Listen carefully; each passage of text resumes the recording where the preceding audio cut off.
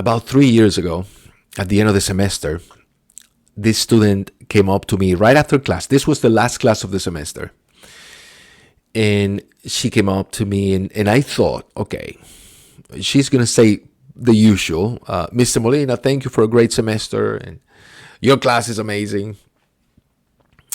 Instead, though, she asked me this question I wasn't expecting. She said, Mr. Molina, how come during the entire semester we did not learn about one black philosopher?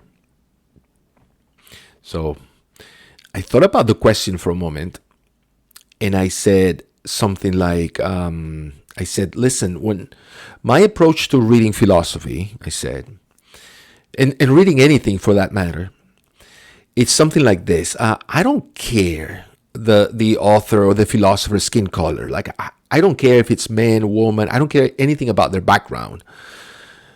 I have an idea what's relevant in philosophy, and I read those philosophers, I read those books. And when I find an idea that is important, interesting, valuable, then I use it for my class. So I said, my approach is colorblind, I said. Now, during the whole time, this student was just looking at me very seriously, and she was nodding her head. And when I was done, she simply said, thank you, Mr. Molina. And she turned around and walked away. Visibly, obviously not satisfied with my answer. And I don't blame her, because I wasn't satisfied either. As a matter of fact, her question haunted me for several days. And I had that, idea in my mind. Maybe I should be more mindful, more intentional in my reading. And so I decided, why not? I decided to become more familiar with the African American intellectual literature. Okay, and I started reading the African American philosophers, right? For obvious reasons, I'm a philosopher. So I remember reading first Thomas Sowell, just because a former student of mine, he is a big fan of Thomas Sowell, and he had told me several times to read his work. And so I decided, okay, I'm going to try Thomas Sowell, and I read one of his books, great book.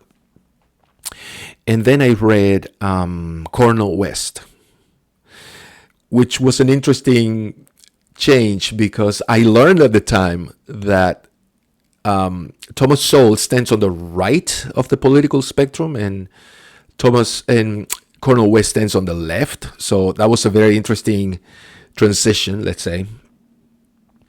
And something I learned reading Cornel West is that he makes constant references to the first African American authors like W.E.B. Du Bois and Frederick Douglass, right?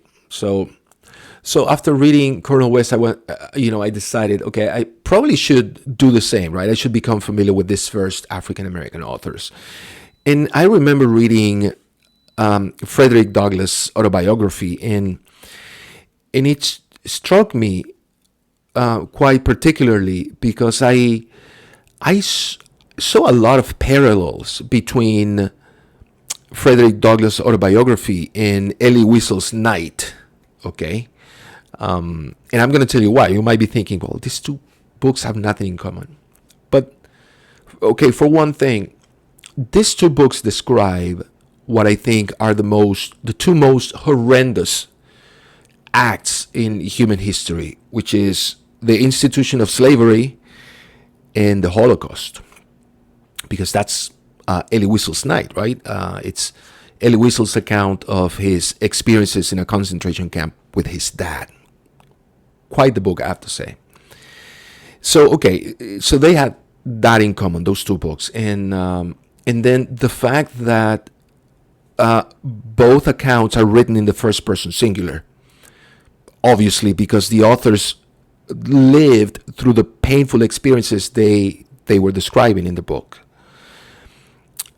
And finally, when you read these two books, friends, you almost, at times, you can almost feel the author's pain, their anger, their resentment, their hopelessness, their disillusionment with the whole world. And when you're done reading these books, you don't feel exactly uplifted. You actually end up thinking, gosh, the world is so messed up and humanity is so corrupt. But then I discovered Booker T. Washington, and everything changed.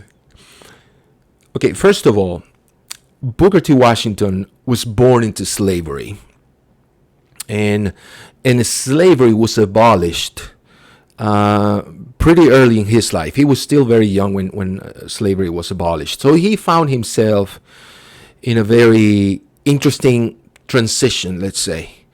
Transitioning from being a slave, living in a world in which everything was given to you as a slave, right? You had no options. You were just, you did what you were told. And there were no opportunities for you to think about outside of that world. Okay. And all of a sudden now they are freed, and they have so many possibilities that they probably they're not even aware of, but they're still carrying a baggage of trauma and abuse and torture because of slavery. So it was quite a transition, and Booker T. Washington found himself in that position. Now, I can speak about Booker T. Washington's book, Up From Slavery, for hours, friends. But I decided to put together this video to emphasize two things about Booker T. Washington. The first one is that Booker T. realized very early in his life that the way to successfully make this transition was through education. Now, he wasn't alone in this idea, because other African American intellectuals at the time, they said the exact same thing. But the thing with Booker T is that he not only believed that education was the solution, the key to empower African Americans and to lead them into a better, brighter future. He not only believed this to be true, but he actually lived it. He committed to this idea like 100%. And in that regard, he's, in my estimation at least, he's a little bit of an existentialist. And not just a little bit. He's an existentialist. Because it reminds me of Kierkegaard when he said that a true idea, it's a lived idea. Okay? We believe in many things, but they're only true when we actually live them. So for Kierkegaard, knowledge and action should be one and the same thing, right? So I should be able to understand what you believe in just simply by looking at your actions.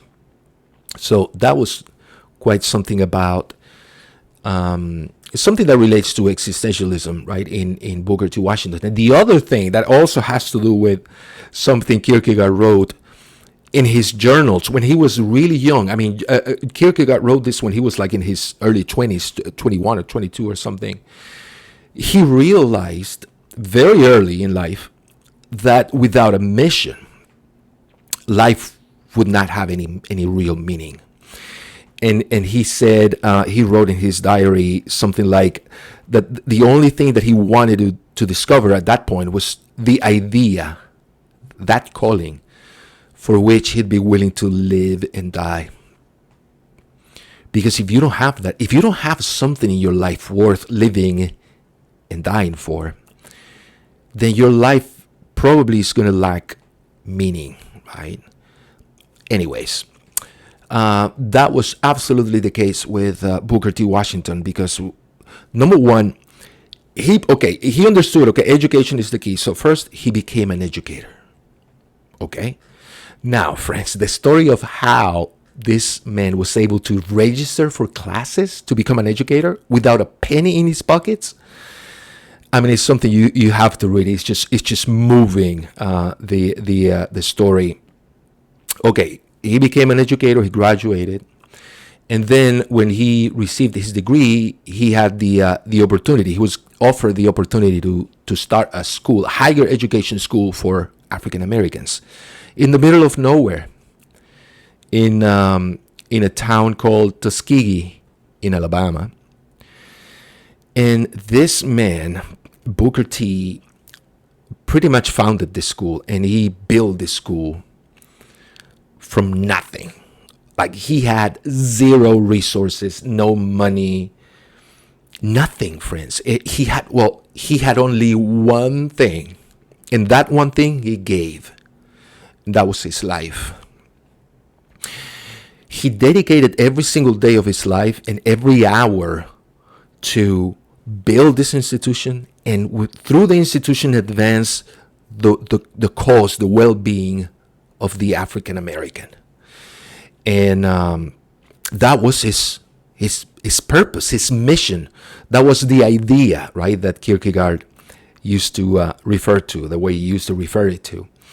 The idea for which he was willing to live and die, and he was.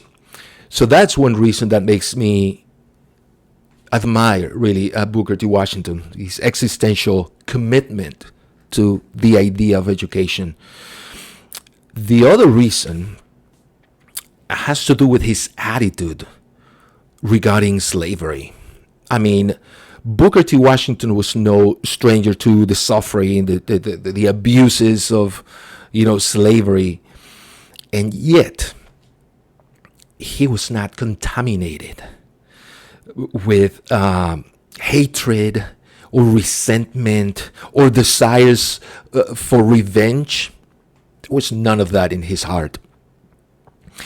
If slavery did something for him, was to push him, to give them strength and courage and motivation to continue working, building this school, and do it with a sense of purpose and even joy. Can you believe that? You can actually feel the joy when you read his account of his experiences, his autobiography. And this was a man so much full of purpose and joy. It's just unbelievable. Having had that experience, right? Having been a slave. Most importantly, Booker T. Washington, friends, was a unifier. He knew that in order for America to expiate her past sins and to move on to a brighter, better future, blacks and whites have to work together. He knew that. And friends, his idea was so compelling, it was so convincing, that every time he had the opportunity to speak in public to a white audience, he would have people on board with him. And he would have people fired up and excited about his vision and about his work in building this school. Now, this might upset some of you, maybe, but this school, which is a very prestigious school, the Tuskegee University in Alabama, this school was built with white people money. And this was no reparation money, friends. This was money that white people gave because they believed in what Booker T. Washington was doing. They knew it was the right thing. They knew that it was better. It would end up to benefit everyone, blacks, whites, and everyone in between. So that was an amazing thing to learn when I read Up From Slavery. Today, unfortunately, we don't live in very optimistic times, if you know what I mean, right? We're constantly, being bombarded with news that always just emphasize the negative, right? And so we hear, climate change, and we hear about international conflicts, right? Racial tensions, and lately, threats to democracy, right? And everything, it's just so negative, and all this news, all this information just might make people think, wow, I mean, there's no hope for this world, right? And what to say about our political leaders? I mean, think about our political leaders. Like, do they really inspire you? I mean, do their example make you want to be like them? Okay, there might be some good politicians out there, but I know a thing or two about politicians, most politicians at least. The only thing they care about really is power and being in positions of influence and receiving all this attention. And power is what they really care. And how they attain power? By keeping us divided. That's this tragedy, right? They divide people. They pit people against each other, like black against whites, and national against immigrants, and traditionalists against progressives, and they do this so later then they claim that they're on our side, that they understand our pain, and they want to fight for our rights. Pretty old strategy. Well, friends, none of these dividers inspire me. None of them. Because I know what they're up to. Like I said, there might be exceptions, but surely there are exceptions out there. But if a politician speaks to you with this divisive message that it's us versus them and we got to fight, right? And that they care about our rights, okay.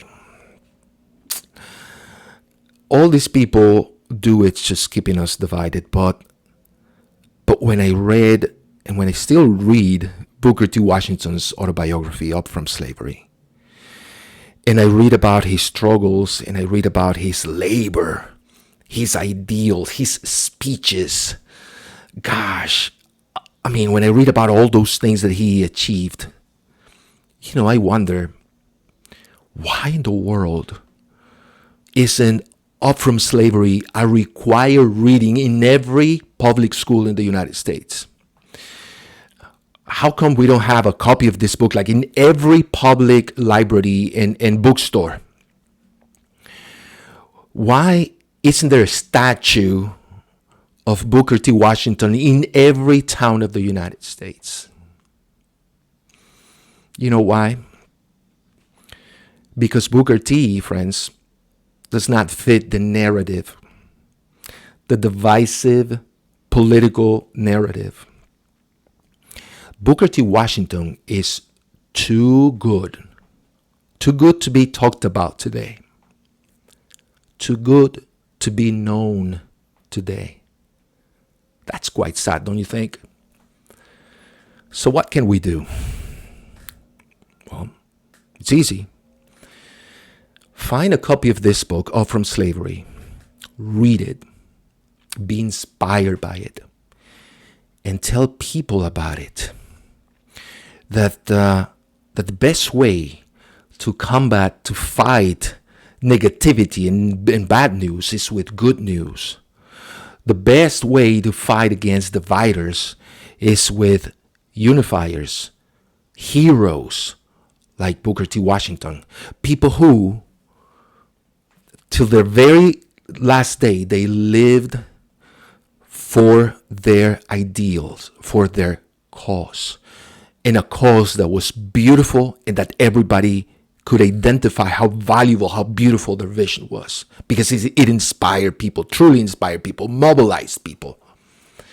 That's what we need more of. So that's an idea, perhaps a challenge for you. Thank you for watching.